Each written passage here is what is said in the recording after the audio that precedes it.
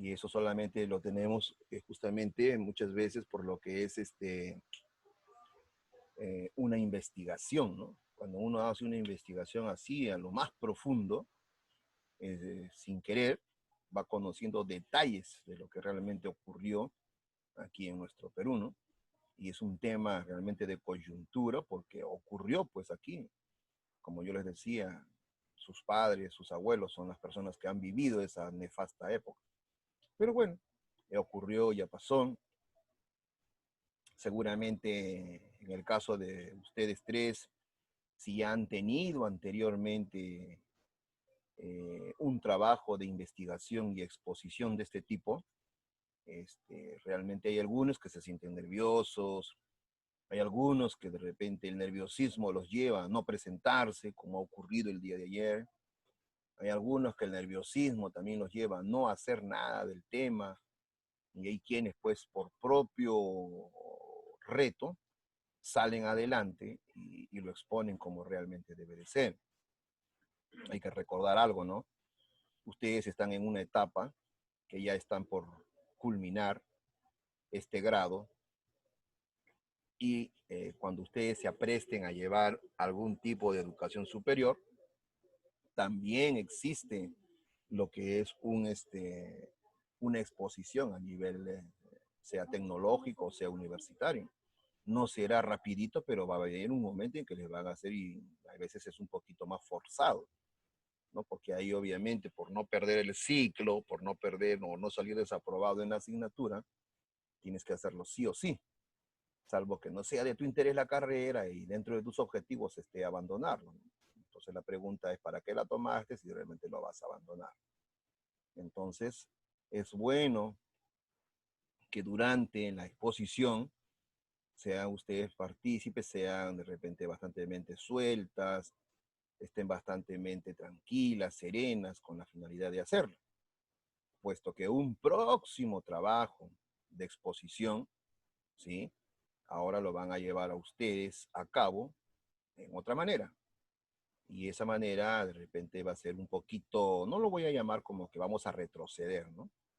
Sino que ustedes lo van a tener que elaborar en un papelote y luego ustedes me lo tienen que explicar así, en vivo y en directo. Ya no como que pasamos las diapositivas y solamente sale la voz, ¿no? Sino que ahora quiero verlos a ustedes así en una pared que ustedes elijan de su casa, cuelgan ahí su papelote, ahí está toda su exposición y ahora ustedes lo tienen que llevar a cabo. Ese sería un próximo reto. Con eso, pienso que ustedes pueden tranquilos, ¿no? Como se dice, salir adelante en sus estudios superiores que ustedes puedan tener más adelante. Porque yo les aseguro que se les va a dar esa oportunidad. Si ustedes vencen los temores ahorita, mañana más tarde será pues lo más tranquilo, lo más sereno y será fructífero también para su aprendizaje. Muy bien, entonces ya hemos visto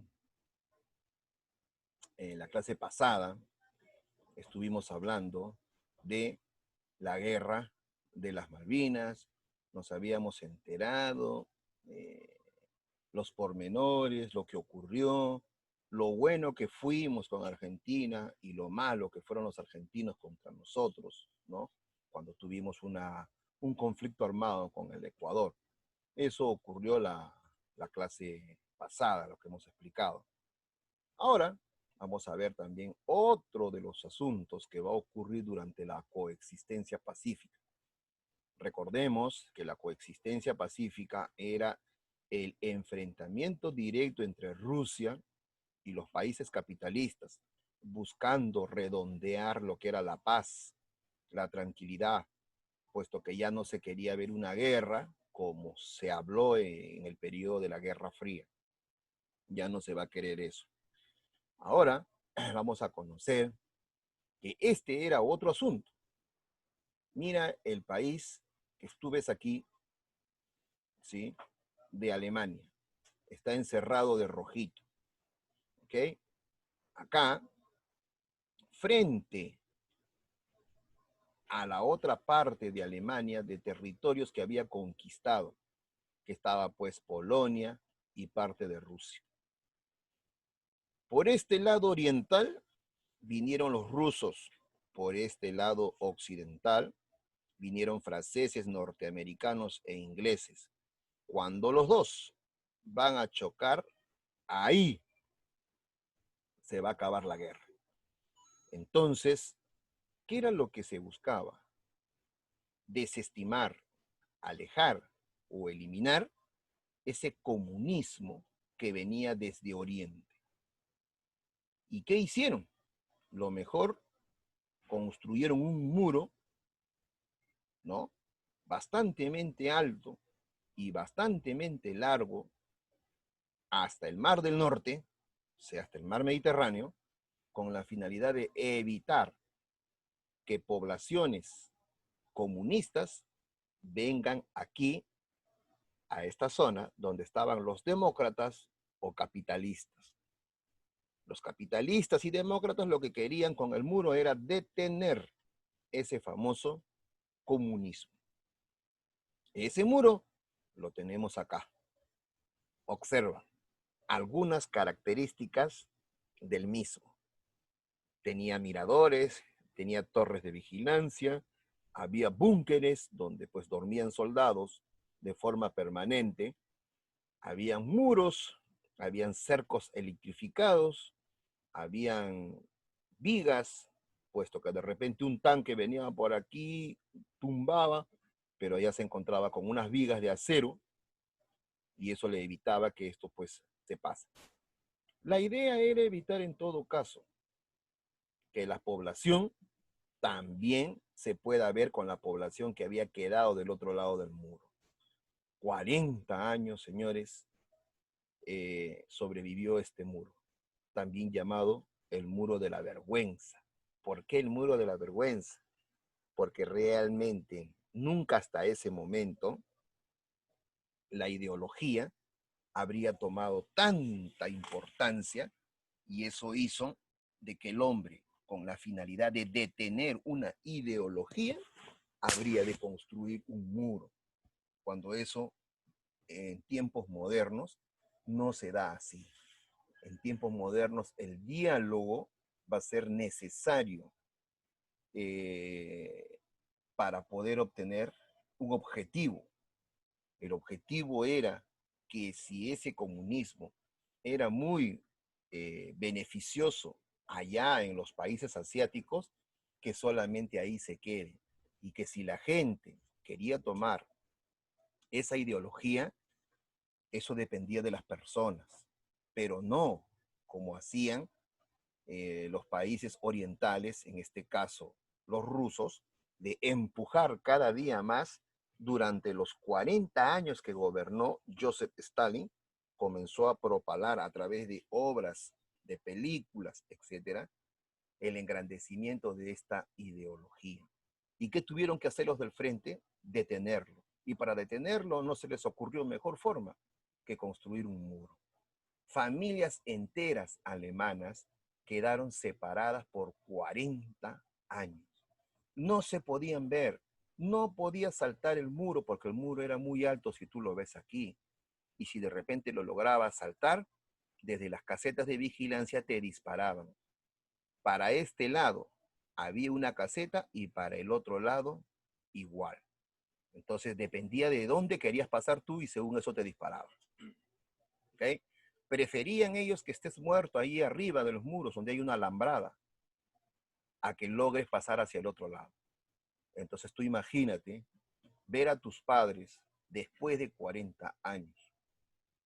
Y después de 40 años lo que se va a lograr es derribar este muro, porque realmente se dieron cuenta, ¿no? Que realmente lo que se estaba logrando era simplemente mantener algo físico que realmente estaba en manos de cada una de las personas. Las dos Alemanias se van a volver a unir en una sola cuando se comenzó a destruir este muro. Vemos aquí poblaciones enteras que se va a dar entre el 2 y 3 de octubre del año 1989. La población va a venir con combas, cinceles, tractores, etc. Y puedes observar tú aquí, no era un muro de ladrillos, era un muro de concreto armado. Puedes observarlo aquí, donde te estoy señalando con el puntero. Todos buscaron, de alguna forma, poblaciones enteras con maquinaria, otros de manera rudimentaria y otros queriéndose pasar a través de escaleras de un lado hacia otro. Todos sabían que tenían familiares al otro lado del muro y que ya era tiempo que ellos se volvieran a encontrar, ¿no? Entonces, la República Federal Alemana se va a encontrar con la República Democrática Alemana después de 40 años de restricciones, de muertes, se van a volver a encontrar y eso va a significar pues una algarabía para las dos Alemanias que se volvieran a encontrar familias después de tantos años. Muchas personas alemanas, un pedacito de este concreto, de esta piedra que salió, se lo llevaron a su casa, como un recuerdo, como un souvenir, como un adorno de lo que realmente ocurrió en nuestra patria. Ejemplo, eso es algo material, pero lo que tú estás viviendo en este momento, en este instante, de todo lo que está ocurriendo, por ejemplo, aquí en nuestro país, eso no te lo va a borrar nadie de la cabeza. Eso va a subsistir hasta mañana más tarde, cuando tengas tu propia familia, cuando seas un adulto y hasta cuando te llegue lo que es la senectud, ¿no? Entonces, hasta ahí tendrás tu tiempo para recordarles a las nuevas generaciones lo que realmente pasó, vivió. Así como cuando es en Historia del Perú, a través mío, te vas enterando de las cosas que pasaron y cosas que ocurrieron en nuestra patria. Entonces, aquí en Alemania va a ocurrir lo mismo, ¿no? El derribo del muro de Berlín va a significar la unión de las dos Alemanias. Va a dejarse de lado que el comunismo y el capitalismo se enfrenten, no. Ahora dependían de cada persona y de cada gobierno que querían tomar su rumbo más adecuado. Ahora vemos nosotros la guerra del Golfo Pérsico. ¿Ah? Vamos nosotros por aquí primeramente a ubicarnos. Guerra del Golfo Pérsico. Es toda esta zona que tú ves acá, que estoy señalando, de agua, de mar, de océano. Ya te ubicaste, esta parte de acá abajo vendría a ser el continente africano, ¿ya? Y esta parte que está aquí vendría a ser también parte del mar Mediterráneo. Ahora bien, volvemos a la imagen anterior. Esta guerra con el Golfo Pérsico, también vamos a ver nosotros que se metió Estados Unidos. Una guerra entre Irán e Irak.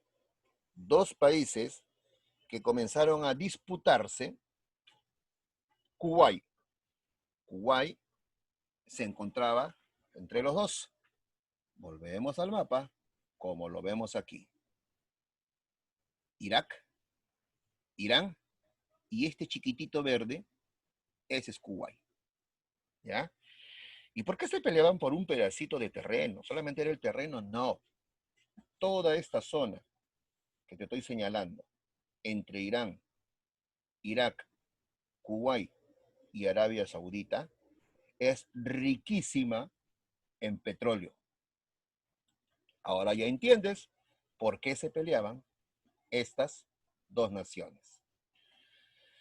Saddam Hussein sería el personaje que habría invadido esos pozos petrolíferos de Kuwait y habría que sacarlo, porque realmente él no podía, a través de la fuerza ni de la guerra, meterse en una nación que no le correspondía. Mikhail Gorbachev, presidente ruso estaría apoyando a Saddam Hussein.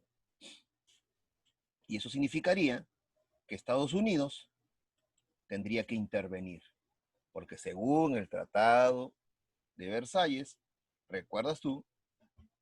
Estados Unidos quedó como la nación que tenía que necesariamente velar por la paz en el mundo. Acá lo tenemos al señor Saddam Hussein, ¿sí? Amenazó a Estados Unidos con enviarle misiles atómicos. Y eso hizo que Estados Unidos comenzase a enviar a esta zona portaaviones, como tú lo ves aquí. ¿Realmente hubo una guerra? Sí, sí la hubo. ¿Quién salió ganando esa guerra? Estados Unidos. ¿Por qué? Porque detrás de Estados Unidos hubieron algunas otras naciones que apoyaron, pero no eran suficientemente grandes. Entonces, Estados Unidos, como veedor de la paz, tenía la suficiente cantidad y calidad de armamentos bajo el gobierno del señor George Bush para poder enfrentar a este personaje que, más allá de amenazar a Estados Unidos con misiles de cabeza atómica, quiso también emplear armas químicas. Entonces, buscaron, como se dice, la cabeza, y la cabeza sería el señor Saddam Hussein. Se ha buscado su cuerpo después de todas las explosiones, de todos los ataques, y crean que no lo han encontrado. Algunos cronistas de ahí, de la zona, manifiestan que Saddam Hussein está muerto. Otros dicen que está vivo. Y un tercero se atreve a decir que el señor Hussein se habría hecho pues una operación al rostro que lo cambiaron de identidad totalmente. Ese personaje podrá cambiarse la cara, pero el calor corporal que posee, como todas las personas, es rastreado por un satélite que aún así lo sigue buscando a nivel mundial. Pero al parecer habría de construir un búnker, ¿no? Y está escondido de tal forma que hasta ese nivel y hasta esa profundidad del suelo, estos rayos de este tipo de instrumento no llegan y por eso no lo han podido identificar el cuerpo. Lo que realmente han querido es el cuerpo. Este señor Saddam Hussein se habría considerado para toda la comunidad arábiga como un líder, como una persona que realmente iba a desatar una tercera guerra mundial y era muy respetado. No le interesó a él que muchísima población muera, sino su propósito era pues obtener el petróleo de ese pozo en Kuwait. Ahora bien, si ese era su propósito de Saddam Hussein, al llevar tantas tropas a Estados Unidos y buscar la paz entre Irán e Irak, que había desatado una guerra, era fácil de dominar a estas dos naciones. El problema era Kuwait, porque no se podían hacer tantas explosiones en su suelo, porque recuerda que su suelo, ¿no?, está lleno de petróleo hacia abajo.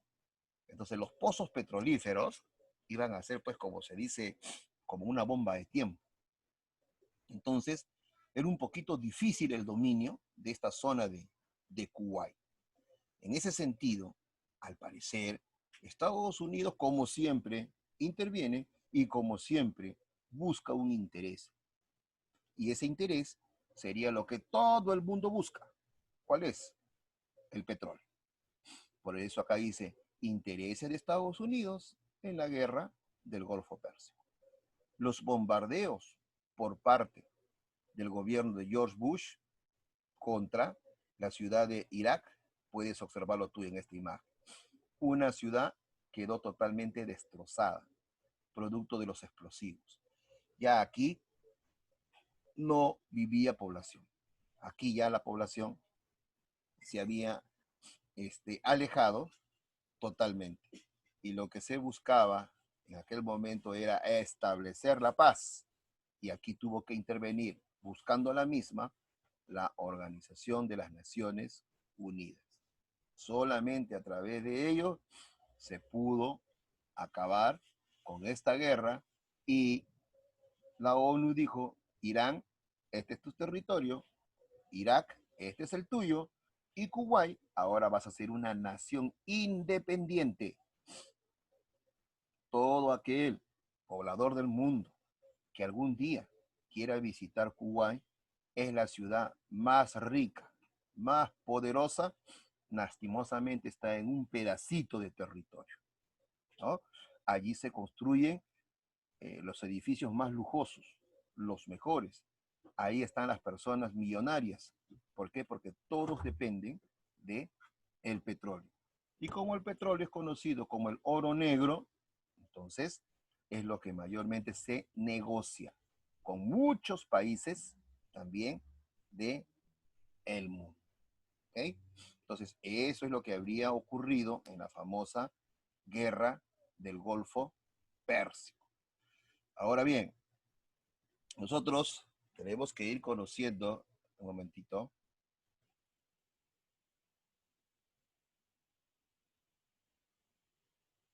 tenemos que ir conociendo y acordándonos bien de que la antigua Rusia se llamó como tal, Rusia. Años después se llamó la URSS, Unión de Repúblicas Socialistas Soviéticas, desde los tiempos de Joseph Stalin, este bolchevique que llevó pues al pueblo ruso a la peor debacle histórica. Entonces, la Unión de Repúblicas Socialistas Soviéticas dice bien claro, unión. O sea, la unión quiere decir varios estados se habían juntado y se llamaron la URSS. Esta URSS lo que va a lograr es desmembrarse, separarse. Una de ellas sería pues Polonia, ¿sí? Se van a comenzar a separar.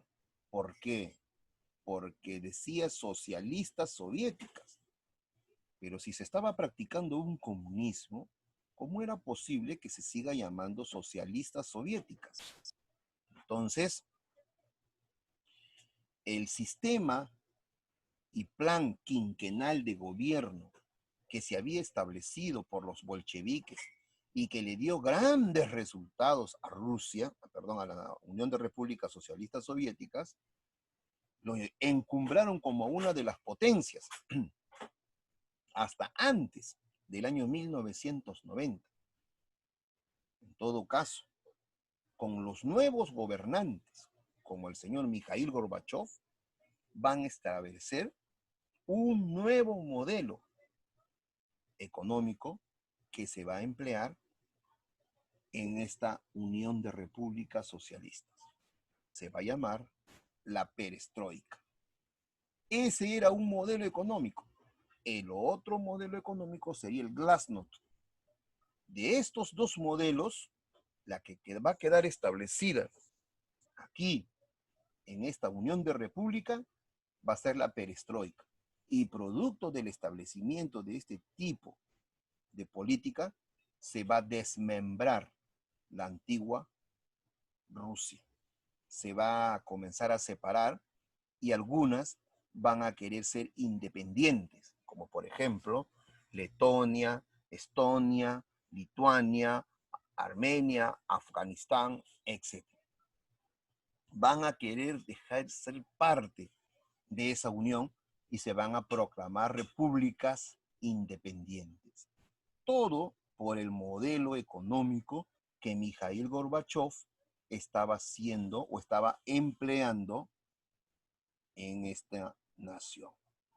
En todo caso, Mikhail Gorbachev va a tener también algunos detractores que no van a estar de acuerdo porque para Mikhail Gorbachev, primero era la atención al pueblo y poco era la atención al armamentismo.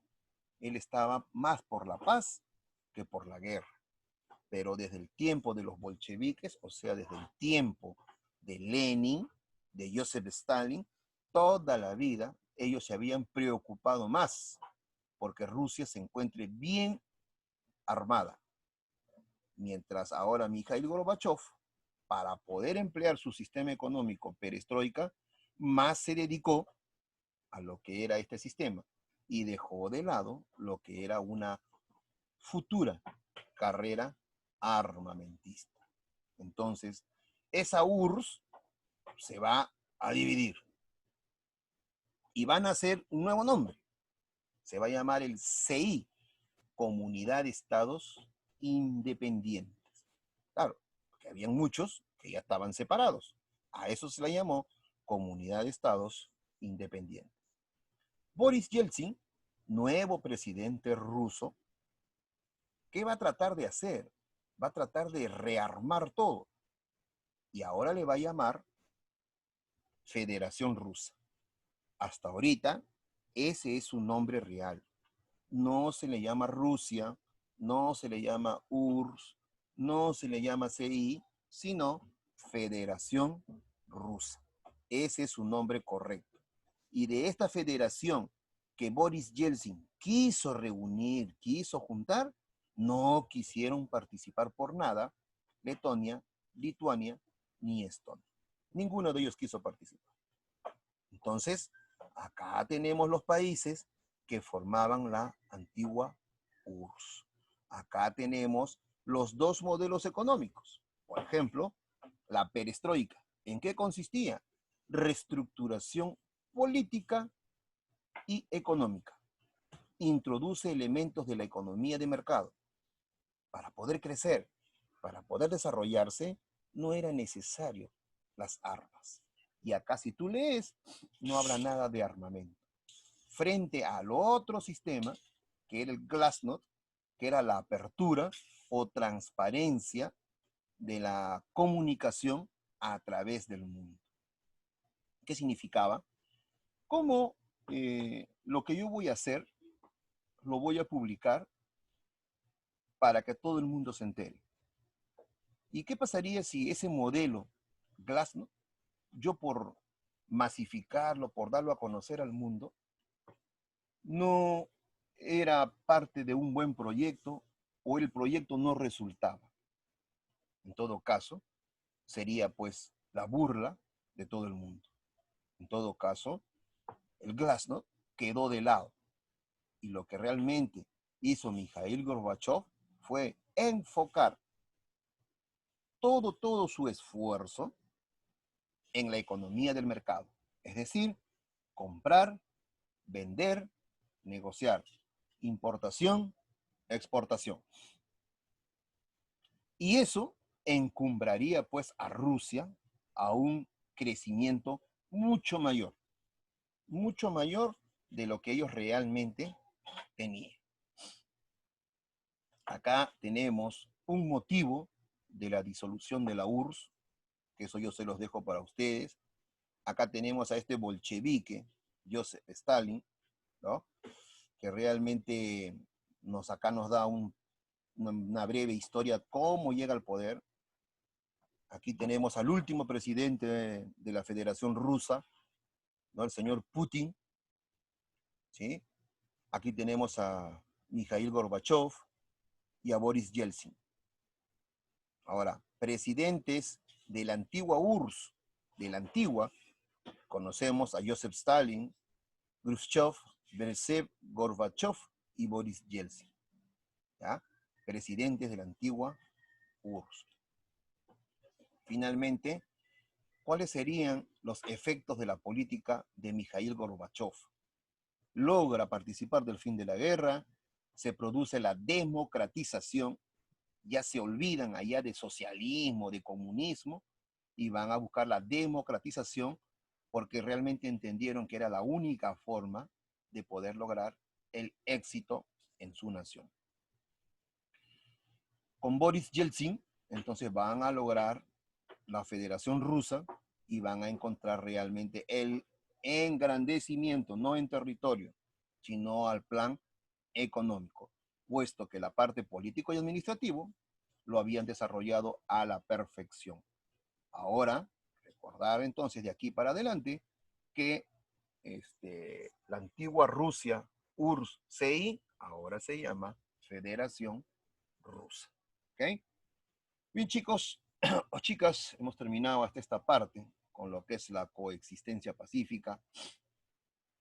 Ahora, lo que sí tenemos que conocer más adelante es de qué forma interviene ese organismo llamado Naciones Unidas, cuáles son sus elementos, sus estamentos, su organización que tiene, no solamente para efectos de guerra, sino también para la infancia, para las personas de repente discapacitadas, para efectos de conflictos bélicos, de guerras, etc. Todo eso lo estaremos viendo nosotros en una clase un poquito más adelante. Hasta acá hemos terminado la coexistencia pacífica, pero no significa que ya debemos nosotros dejarla de lado en su totalidad, sino que realmente vamos a ir tomando algunas muestras en cuanto a orales y prácticas que las cuales ustedes tienen que estar preparados. Es un tema bastante extenso, ¿sí? Y por ser extenso, si nos utilizamos las diapositivas para desarrollarlo como tal, de repente voy a tener que hacer como 50 diapositivas y vamos a terminar a fin de año. Por eso tratamos de hacer lo más sucinto posible. Esta misma teoría, por si acaso, está en tu compendio. Te puede servir de base de fundamento para que tú puedas estudiar y repasar. A ver, las escucho si tuviesen alguna consulta, alguna pregunta. A ver, alguna duda, alguna consulta que tengan. Profesor, yo tengo una. A ver, dime. No había escuchado muy bien. ¿Qué pasaba cuando todas las personas que querían pasar el muro de Berlín, o sea, cuando, no sé, de alguna forma querían pasar al otro lado? Ya, mira, el muro de Berlín era un lugar infranqueable. Es decir, nadie podía pasar ni con permiso ni con nada. Recordar que el muro se construye para detener el comunismo y para que las familias se quieran pasar de un lugar a otro donde más le convenga. ¿Ya? Como los ganadores de la Segunda Guerra Mundial habían sido pues los aliados, que estaban constituidos por norteamericanos, ingleses, franceses y otras naciones más. Entonces se dijo, las democracias triunfaron. Y para que no siga avanzando el comunismo, por eso lo construyeron. Ahora bien, muchísima población se dio cuenta en Alemania que quedó destruida por la guerra y quisieron pasarse de un lado para el otro, trepando el muro, haciendo un hueco por debajo del muro, de muchas formas, de noche, de día, con escaleras, con lo que sea. Como las torres de vigilancia estaban de ambos lados, dependía pues de dónde a dónde querías cruzar y en el mismo lugar te acribillaban, te disparaban, te mataban. Entonces, ¿qué tenían que hacer sus ciudadanos, sus amigos o familiares? Ir a recoger el cuerpo y darle cristiana sepultura.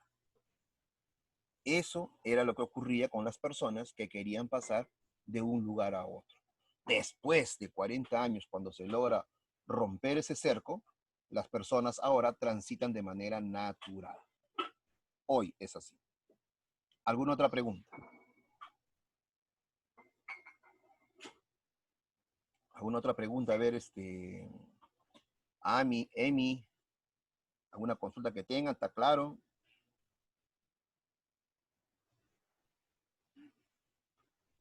Hola. No, profesor. Ya, muy bien. En todo caso, ya estaremos terminando a estas alturas, ¿sí? No se olviden ustedes, repasen, ¿sí? No les estoy dejando esta semana tarea, la próxima les tocará su tareita y tendrán ustedes que estar, pues, al día. Muy bien, hasta aquí me despido de todos. Cuídense y nos estaremos viendo en la siguiente clase. Chao con todos. Chao, profesor. Chao, chao, Cuídese. cuídense.